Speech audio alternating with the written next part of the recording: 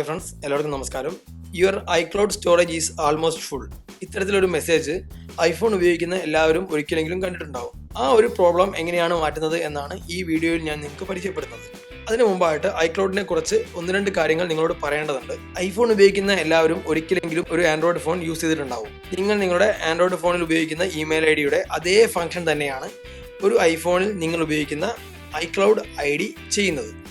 അതായത് ആൻഡ്രോയിഡ് ഫോണിൽ നിങ്ങൾ നിങ്ങളുടെ കോൺടാക്റ്റുകൾ തുടങ്ങിയ കാര്യങ്ങളെല്ലാം ബാക്കപ്പ് ചെയ്ത് വെക്കുവാനും ഫോൺ നഷ്ടപ്പെട്ടാൽ ലൊക്കേഷൻ ട്രാക്ക് ചെയ്യുന്നതിനും ഉപയോഗിക്കുന്ന ഇമെയിൽ ഐ ഡി പോലെ ഐഫോണിൽ നിങ്ങളുടെ കോൺടാക്റ്റുകളും മെസ്സേജുകളും ആപ്ലിക്കേഷൻ ഡാറ്റകളും അതുപോലെ തന്നെ ഐഫോണിൻ്റെ ലൊക്കേഷനും സേവ് ചെയ്ത് വെക്കാനാണ് ഐക്ലൗഡ് ഐ ഡി ഉപയോഗിക്കുന്നത്. പക്ഷേ ആൻഡ്രോയിഡ് ഫോണിൽ നിന്ന് വ്യത്യസ്തമായിട്ട് ഐഫോണിൽ നിങ്ങൾ ഡൗൺലോഡ് ചെയ്യുന്ന എല്ലാ ആപ്ലിക്കേഷനുകളുടെയും ഒരു ഓൺലൈൻ ബാക്കപ്പ് ആപ്പിൾ സേവ് ചെയ്ത് വെക്കുന്നുണ്ട്, അല്ലെങ്കിൽ സേവ് ചെയ്ത് വയ്ക്കാനുള്ള സൗകര്യം ആപ്പിൾ തരുന്നുണ്ട്. അത്തരത്തിലുള്ള ഡാറ്റകളാണ് കൂടുതലായും നിങ്ങളുടെ ഐക്ലൗഡ് സ്റ്റോറേജിൽ സേവ് ചെയ്യപ്പെടുന്നത്. അതുകൊണ്ട് മാത്രമാണ് നിങ്ങളുടെ ഐക്ലൗഡ് സ്റ്റോറേജ് 5 GB വരെയുള്ള ഐക്ലൗഡ് സ്റ്റോറേജ് ഫുൾ ആയി എന്ന് പറഞ്ഞുകൊണ്ട് നിങ്ങൾക്ക് മെസ്സേജ് വരുന്നത്. അത്തരത്തിലുള്ള നമുക്ക് അനാവശ്യമായിട്ടുള്ള സ്റ്റോറേജുകൾ എങ്ങനെയാണ് ഓഫ് ചെയ്യുന്നത് അല്ലെങ്കിൽ അതെങ്ങനെയാണ് ഡിലീറ്റ് ചെയ്യുന്നത് എന്നാണ് ഈ വീഡിയോയിൽ ഞാൻ നിങ്ങൾക്ക് പരിചയപ്പെടുത്തുന്നത്. അതിനു മുമ്പായിട്ട് ഞാനിവിടെ എൻ്റെ ഐക്ലൗഡ് ഡ്രൈവ് എന്ന ഡ്രൈവ് ആപ്ലിക്കേഷൻ ഞാൻ ഓപ്പൺ ചെയ്യുന്നു. ഇവിടെ നിങ്ങൾക്ക് താഴെ കാണാൻ സാധിക്കും 322.3 MB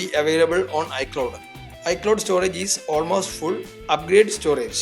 ഇത്തരത്തിലൊരു മെസ്സേജ് എനിക്കിവിടെ കാണാൻ സാധിക്കുന്നുണ്ട്. അതായത് എൻ്റെ മെമ്മറി ഏകദേശം ഫുള്ളായി. ഇനി ഞാൻ എൻ്റെ സെറ്റിംഗ്സ് ഓപ്പൺ ചെയ്യുന്നു.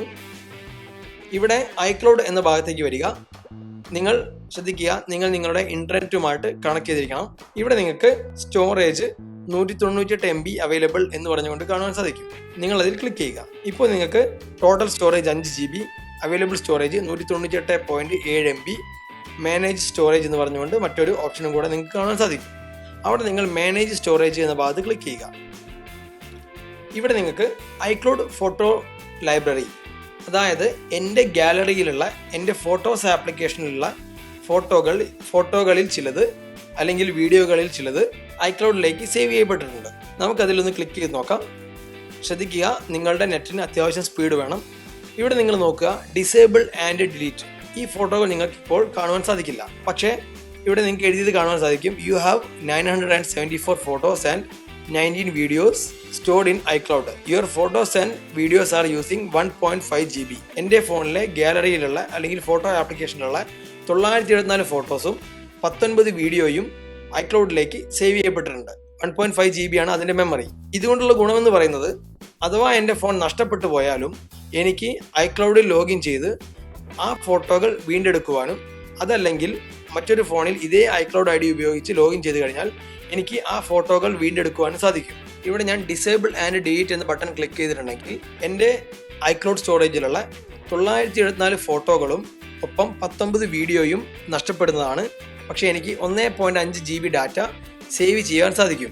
അതായത് 5 GB-യിൽ 1.5 GB ഫ്രീ ആവുന്നതാണ്. പക്ഷേ ഇവിടെ ഒരു കാര്യം നിങ്ങൾ മനസ്സിലാക്കുക, നിങ്ങൾ കമ്പ്യൂട്ടർ ഉപയോഗിക്കുന്ന ഒരാളാണെങ്കിൽ, അല്ലെങ്കിൽ ഫേസ്ബുക്കും വൺ ഡ്രൈവ്, ഗൂഗിൾ ഡ്രൈവ് തുടങ്ങി ഏതെങ്കിലും ക്ലൗഡ് സ്റ്റോറേജുകൾ നിങ്ങൾ ഉപയോഗിക്കുന്നുണ്ടെങ്കിൽ അവയിലെല്ലാം നിങ്ങൾക്ക് 15 GB മുതൽ ഡാറ്റകൾ സേവ് ചെയ്ത് വെക്കുവാൻ സാധിക്കുന്നതാണ്. നിങ്ങൾക്ക് ഐക്ലൗഡിന്റെ പകരം അത്തരത്തിൽ ഏതെങ്കിലും ഒരു ക്ലൗഡ് സ്റ്റോറേജ് ഉപയോഗിക്കാവുന്നതാണ്.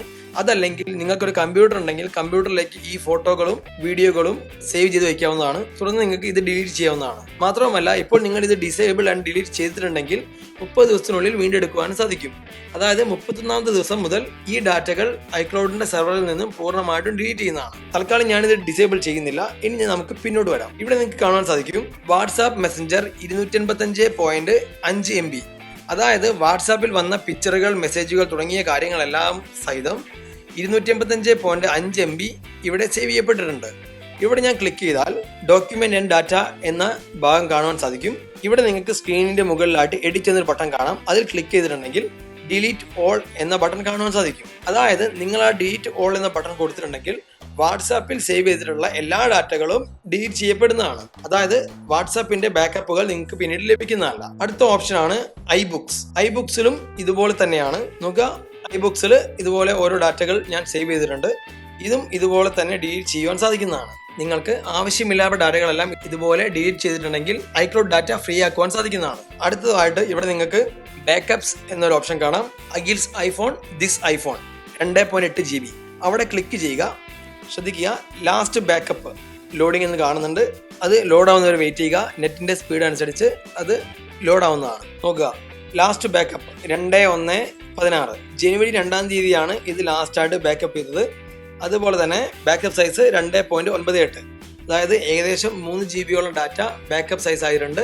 അടുത്തതായിട്ട് നിങ്ങൾക്ക് ഇവിടെ കാണാൻ സാധിക്കും WhatsApp, health data, messenger, iBooks, Facebook, ശേഷം ഷോ ഓൾ ആപ്സ് എന്നൊരു ഓപ്ഷൻ കാണാം. നിങ്ങൾ അതിൽ ക്ലിക്ക് ചെയ്യുക. ഇപ്പോൾ നിങ്ങൾക്ക് നിങ്ങളുടെ ഫോണിൽ നിങ്ങൾ ഇതുവരെ ഡൗൺലോഡ് ചെയ്തിട്ടുള്ള എല്ലാ ആപ്ലിക്കേഷനുകളും ഇവിടെ കാണാൻ സാധിക്കും. മാത്രവുമല്ല ഇവയുടെ എല്ലാം ഡാറ്റകൾ ഓട്ടോമാറ്റിക് ആയിട്ട് ഇവിടെ സേവ് ചെയ്യപ്പെടുന്നുമുണ്ട്. അപ്പോൾ അത്തരം ഡാറ്റകൾ നിങ്ങൾ ക്ലിയർ ചെയ്യുകയാണെങ്കിൽ നിങ്ങൾക്ക് നിങ്ങളുടെ മെമ്മറി സേവ് ചെയ്യാൻ സാധിക്കുന്നതാണ്. നിങ്ങൾ ഇവിടെ നോക്കുക, ഇതെല്ലാം ഓഫ് ചെയ്തിടുക, ടേൺ ഓഫ് ആൻഡ് ഡിലീറ്റ് കൊടുക്കുക, ടേൺ ഓഫ് ആൻഡ് ഡിലീറ്റ്, ഇങ്ങനെ ഓരോന്നിനും ചെയ്യുക. ഓരോന്നിനും ചെയ്ത് കഴിഞ്ഞിട്ടുണ്ടെങ്കിൽ നിങ്ങൾക്ക് ഇത്തരത്തിൽ മെമ്മറി സേവ് ചെയ്യാൻ സാധിക്കുന്നതാണ്. ശ്രദ്ധിക്കുക, ഇവിടെ നിങ്ങൾക്ക് വാട്സാപ്പ് കാണാൻ സാധിക്കും. വാട്സാപ്പിൻ്റെ ഡാറ്റകളൊന്നും നിങ്ങൾ ഓഫ് ചെയ്യരുത്. കാരണം എന്താണെന്ന് ചോദിച്ചിട്ടുണ്ടെങ്കിൽ ഇതെല്ലാം നമ്മൾ പിന്നീട് യൂസ് ചെയ്യുന്ന ആപ്ലിക്കേഷനുകളാണ്. അഥവാ എന്തെങ്കിലും കാരണങ്ങൾ കൊണ്ട് നിങ്ങൾക്ക് വാട്സാപ്പ് ഡിലീറ്റ് ചെയ്യേണ്ടി വന്നാൽ വീണ്ടും ഇൻസ്റ്റാൾ ചെയ്യുന്ന സമയത്ത് അതിൻ്റെ ഡാറ്റകൾ നിങ്ങൾക്ക് നഷ്ടം വരാതിരിക്കാൻ അത് ഓഫ് ചെയ്യാതിരിക്കുന്നത് എപ്പോഴും നന്നായിരിക്കും. ഞാൻ മറ്റുള്ളവയെല്ലാം ഓഫ് ചെയ്യുന്നു.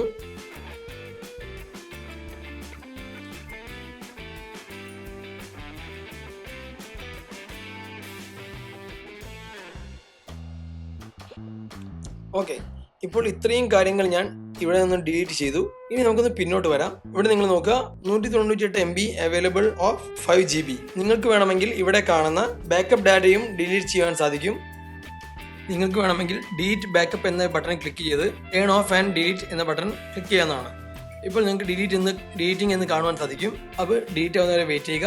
നിങ്ങൾ നോക്കുക, 3.1 GB ആണ് ഐക്ലൗഡിൻ്റെ ഫ്രീ ആയിട്ടുള്ള സൈസ് ഉള്ളത്. കൂടാതെ മറ്റൊരു കാര്യം കൂടെ നിങ്ങൾ ശ്രദ്ധിക്കണം, നിങ്ങൾ അവിടെ ഡിലീറ്റ് കൊടുത്തിട്ടുണ്ടെങ്കിൽ ഇവിടെ ബാക്കപ്പ് ഓഫ് ആയിരിക്കും. നിങ്ങൾ ഐക്ലൗഡ് ബാക്കപ്പ് ഓൺ എന്ന് കൊടുക്കുക. ഇപ്പോൾ ബാക്കപ്പ് സ്റ്റാർട്ട് ആവുന്നതാണ്. ടേണിംഗ് ഓൺ ബാക്കപ്പ് എന്ന് ഒരു നോട്ടിഫിക്കേഷൻ കാണുവാൻ സാധിക്കും.